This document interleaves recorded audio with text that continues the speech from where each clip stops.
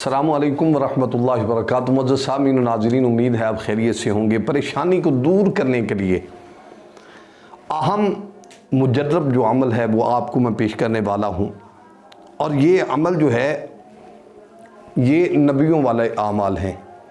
یہ اعمال صحابہ کرام رضوان اللہ تعالیٰ علیہم اجمعین والے اعمال ہیں۔ یہی عادت جو ہے انبیاء کرام رضوان اللہ تعالیٰ علیہم اجمعین، جو صحابہ کرام تھے، ان کی بھی یہی عادت تھی، اور انبیاء کرام علیہم السلام کی بھی یہی عادت تھی کہ آپ جو ہیں جب بھی کوئی پریشانی آتی تھی، کوئی مصیبت آتی تھی، کہ اللہ کی طرف رجوع کرتے تھے۔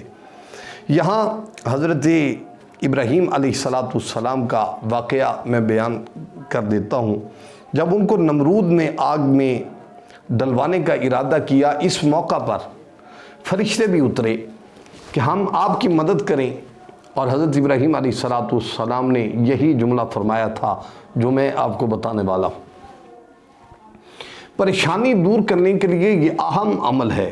اس آیت کا پڑھنا مجرب ہے۔ مزید یہ علماء کرام جو ہیں اور ہمارے جتنے بھی اولیاء عظام ہیں، انہوں نے اس آیت کو ہزار جذبہ ایمان اور یقین کے ساتھ پڑھے تو ہر دعا آپ کی جو ہے وہ قبول ہو سکتی ہے۔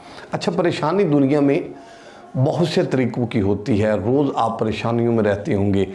آپ کو صبح آپ ٹھیک سے اٹھے ہیں، لیکن تھوڑی دیر کے بعد پریشانی آ گئی، پھر آپ کو دن گزرتا جا رہا ہے، شام کو آپ گھر آئے ہیں، کوئی نہ کوئی پریشانی آپ پر مسلط ہو چکی ہے۔ آپ بالکل گھبرائیں مت۔ میں آج آپ کو حضرت ابراہیم جد الانبیاء ان کا وظیفہ آپ کو پیش کرنے والا ہوں۔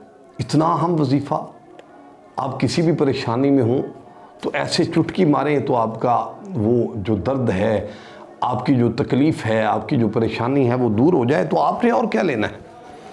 یہ پریشانی دور کرنے کے لیے اہم عمل کون سا ہے؟ آپ نے پڑھنا ہے حسبنا اللہ و نعم الوکیل، نعم المولا و نعم النصیر۔ آپ سمجھ گئے ہوں گے اس آیت مقدسہ کو۔ کوئی بھی آپ کو پریشانی ہے، یہ میں مختصراً آپ کو عرض کر رہا ہوں، دنیا کی کوئی بھی پریشانی ہے، جب آپ کو آ جائے تو آپ فوراً اس کو شروع کر دیں، حسبنا اللہ و نعم الوکیل، نعم المولا و نعم النصیر۔ امید ہے آپ کو یہ عمل آپ کی زندگی میں بہت کام دے گا۔ اللہ تعالیٰ سے دعا ہے اللہ تعالیٰ آپ کی ہر پریشانی، ہر مصیبت سے آپ کو محفوظ رکھے۔ السلام علیکم ورحمۃ اللہ وبرکاتہ۔